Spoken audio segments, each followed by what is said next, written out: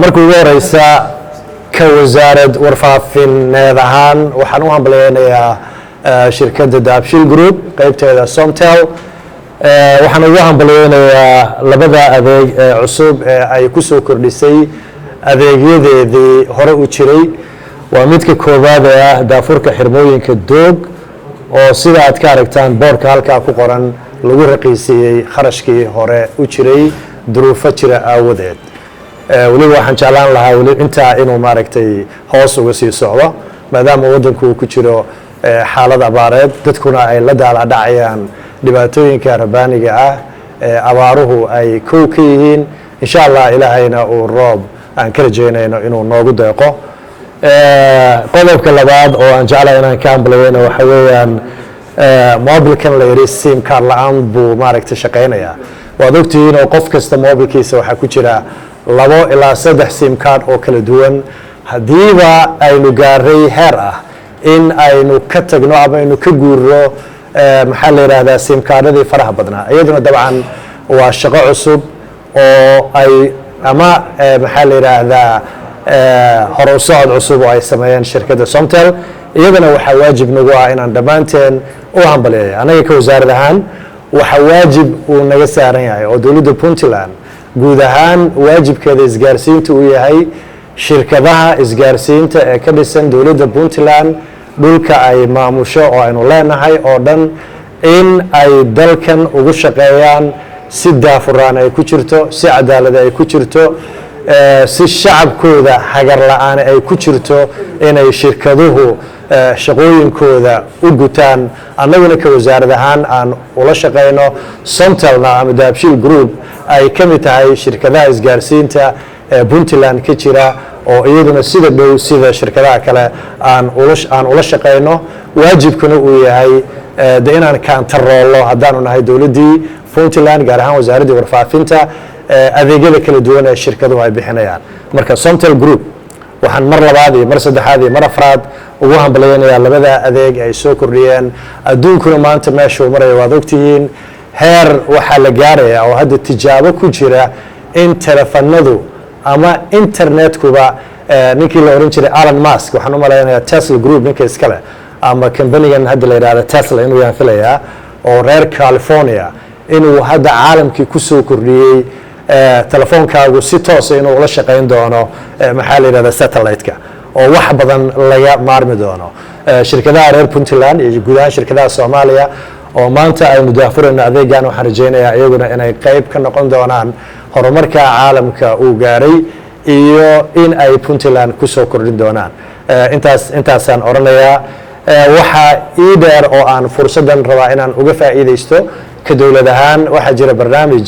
wasaaradda warfaafintu ay wado shirkadahana dabcan faa'iido ugu jira shacabka reer Puntlandna faa'iido ugu jira barnaamijkaas waxa weeyaan waad ogtihiin waxa laga dhawaajiyay $1 inaad muddo bila ku isticmaali karto guud ahaan Soomaaliya oo iska dhan gobol ka gobol laakiin caalamka markaad fiiriso waxa laga yaabaa qof wata in magaalooyinka qaybtooda ay kala wataan dhowr company oo kala duwan service-kooda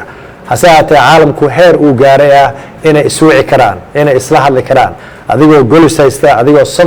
Somtel haysta ama adigoo Amtel haysta inaad wici karto adigoo dollarkaas geeska gees dalka aad joogto Soomaaliya inta aad joogto aad ku isticmaali karto wasaaradda warfaafintu waxay wadaa qorshahaasna already shirkadaha isgaarsiinta waxaan rajaynayaa waanu kala hadalnay fursaddan waxaan rabaa inaan mar kale aan u diro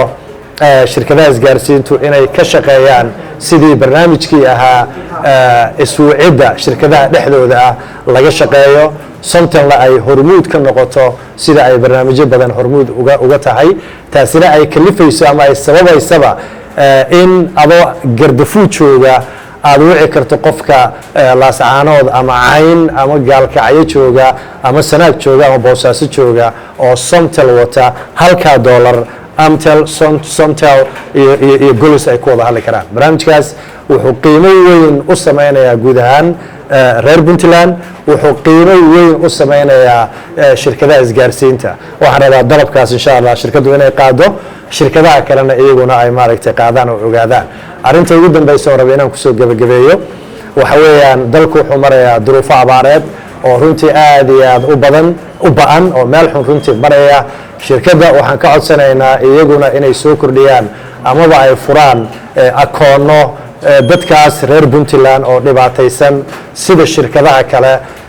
abaaruhu ay saameeyeen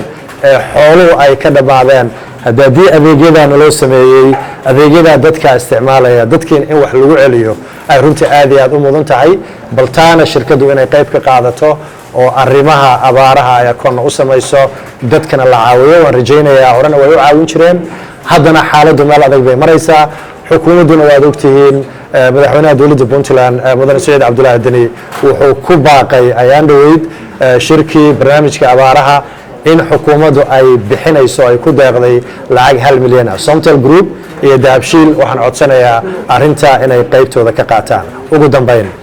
waxaan si toosa maanta u daafuraynaa labadaas adeeg Somtel ay ku soo kordhisay adeegyada ay ka wado guud ahaan dowladda Puntland dhulka ay leedahay iyo magaalooyinkeeda iyo tuulooyinkeeda iyo miyiga iyo meel kasta oo ay shirkaddu ka shaqayso. waxaan rajaynayaa guud ahaanteen innagoo isku duuban inaynu ka faa'iidaysanayno adeegaas. midna uu raqiiska yahay oo la soo jebiyey oo la yidhaahdo doog, midna uu yahay midkii telefoonkaaga aad wadan lahayd adigoo haba yaraatee wax simkaadha aan isticmaalayn. waan ku ammaanayaa shirkadda, waan ku bogaadinayaa, wuuna inoo furan yahay laga bilaabo maantana. waxaan rajaynayaa guud ahaanteen inaynu ka faa'iidaysan doono. aad baan idinku mahad celinayaa Somtel, meel kastoo joogtaan horumar wanaagsan iyo ka faa'iidaysan wanaagsan.